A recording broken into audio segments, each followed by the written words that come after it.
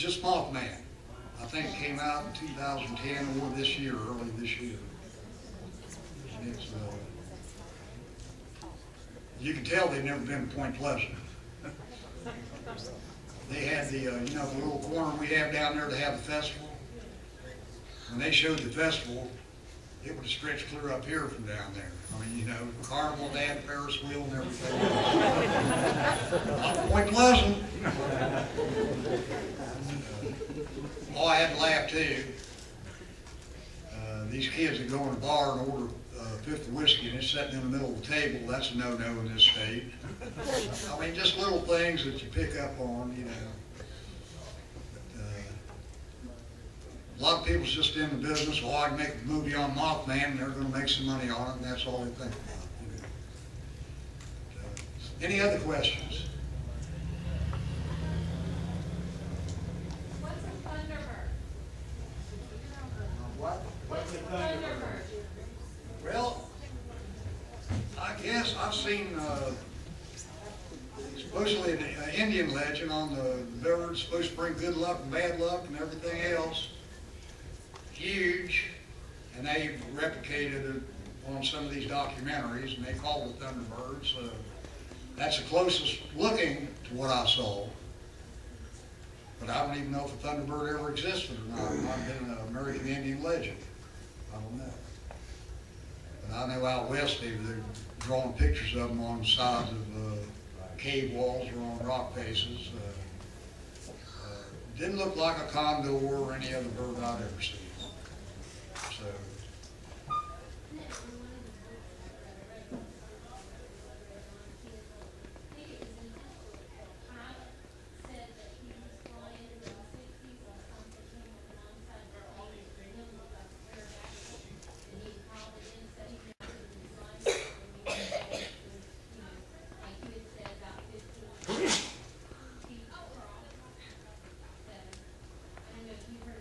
I'd heard something. I don't think I saw anything. I forget where I saw that. We don't know what's out there. My goodness. That's like Bigfoot. I don't know if Bigfoot exists or not. Strange world. Any other questions? Mr. Yuri? Did you ever see the Men in Black? If I did, and I'm not giving you a smart answer. If I did, I didn't know who they were. And I talked to everybody I see.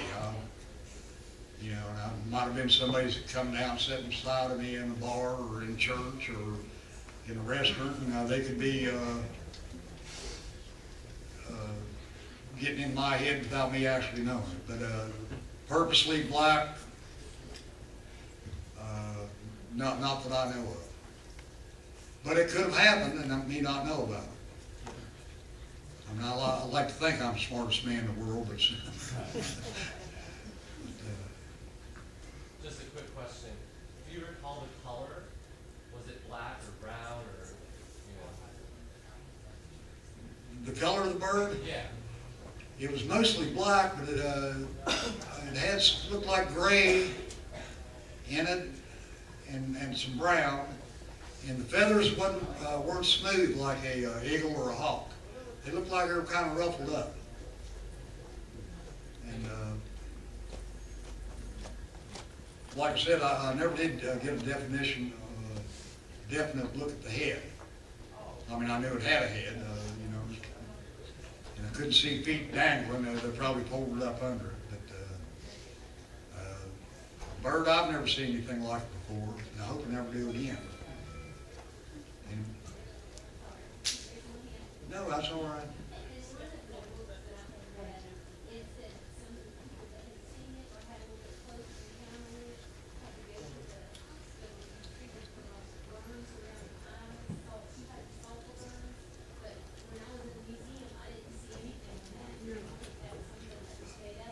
I'd heard that and everything, and like I said, not seeing what they saw, I wasn't close enough to have, you know, any adverse effects.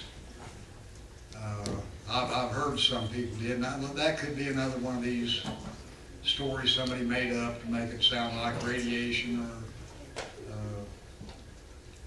because there's a lot of stories made up. like I was saying earlier, there's a lot of errors in John Keel's book. It was interesting, but half the stuff he put in there about me just didn't happen.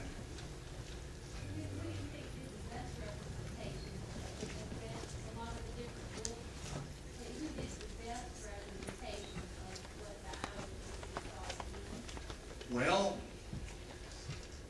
I would say, I think the name of it's Eyes of the Mothman, Jeff Wamsley. Huh? I believe it is. But he's got the booklets down there to sell them. Oh, yeah, yeah. I think it's Eyes of the Mothman, or anybody know for sure what it is that has all the interviews in it? Eyes of the Mothman? Okay. I'll tell you why. I have never been properly interviewed by anybody, except for Jeff Wamsley. Now, I'm prejudiced. He's a local man. He used to run around with my older son. But he done a good job. He came out of the house. He wrote in the book exactly what I said.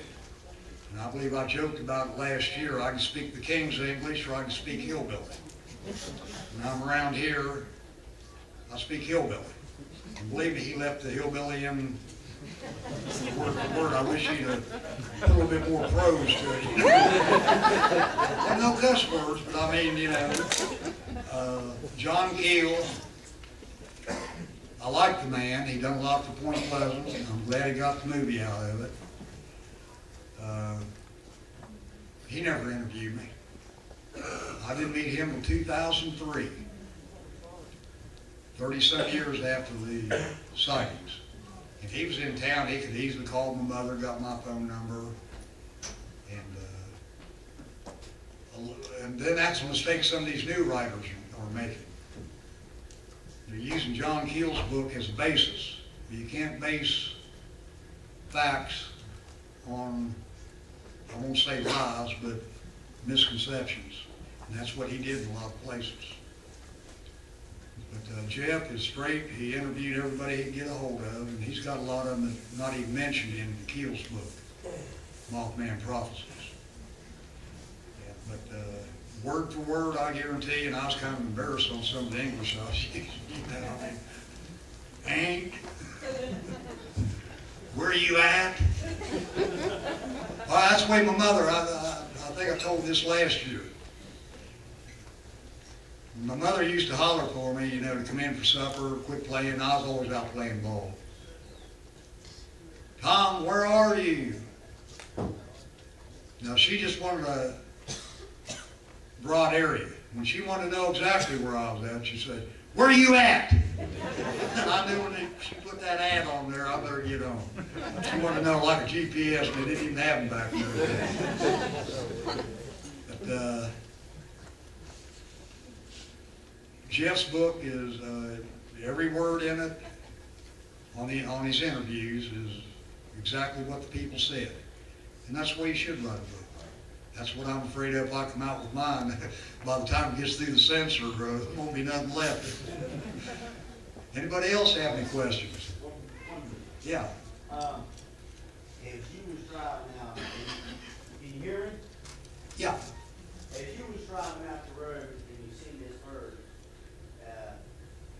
the only thing, was it soaring or did it ever flap its wings? You know, I don't remember ever seeing it flap its wings.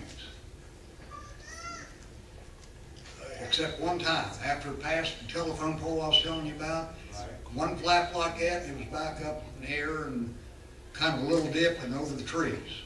Now, don't forget now, I'm driving looking through the top of the windshield, and I can only see about half a circuit on the laps that bird was making. So it may have been flapping like a devil behind me. And but when it passed in front of me, it was just smooth as, almost like a robot. People asked me, could it have been a machine? I don't know. It looked like a bird to me, you know. It had all the bird characteristics. So. But I just remember that one flap for sure. And like I said, what it done when it was out of my sight, I don't know. It could have been flapping then. Anybody else?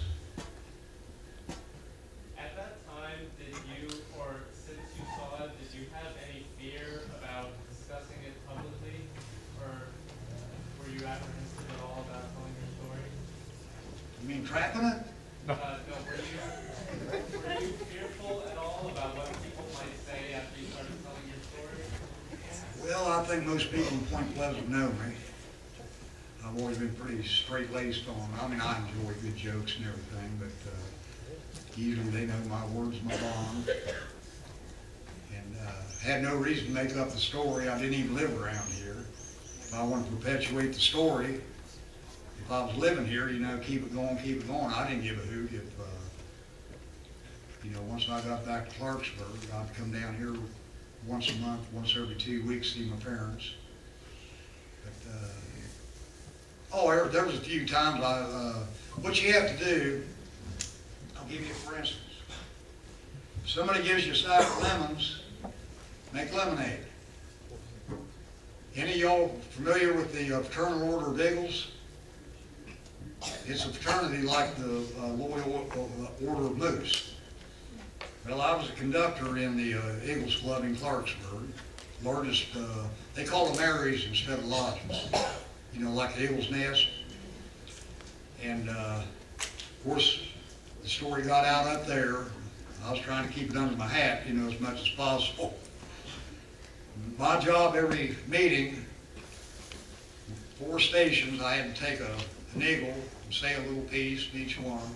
And I look up into the stands and there's 300 people going like this. That kind of got my goat for a while. But I turned tide on. Got me a big old piece of poster board and I went and got me 2 Christmas lights. It's Christmas, by that time, it was right at Christmas season. You know, blink off and on, the red lights. I hung it right out there over the bar, buddy. That old thing, they had looked at the blinking lights all night long. So he turned things around. And funny thing happened at the end of '66. I made the top 10 news story in the state of West Virginia. I was the world's fastest traveling shoe salesman. So I turned it into, I put a big sign in the front window of the store, home of the world's fastest traveling shoe salesman, picked up business. You know, there was times it kind of get my goat, especially when they came out with this Sand Hill crane stuff. Because I knew it wasn't Sand Hill crane. I knew the guy had never come to town. And it did get to Miss Scarberry. She had been sick for a long time, and the medication she was on, and I mean, people just hounded her to death. Her husband, I don't think he's been back to Point Pleasant since then. I mean, they really got on. Calls in the middle of the night and treating somebody like that. And they may have cut a few years off her life, I don't know. But I try not to let things, you know, I know what I saw. Nobody will ever change my mind on it. Still willing to take the polygraph test anytime somebody wants to pay for one. Darn if I'm going to. And I've suffered the same story for 45 years. We don't get together and collaborate on, hey, what we're going to tell this year, you know. And, everybody's got their own story. I take it at face value, you know. There's some of them I think stretching truth a little bit. But it's not up to me to say they're 100% truthful or not.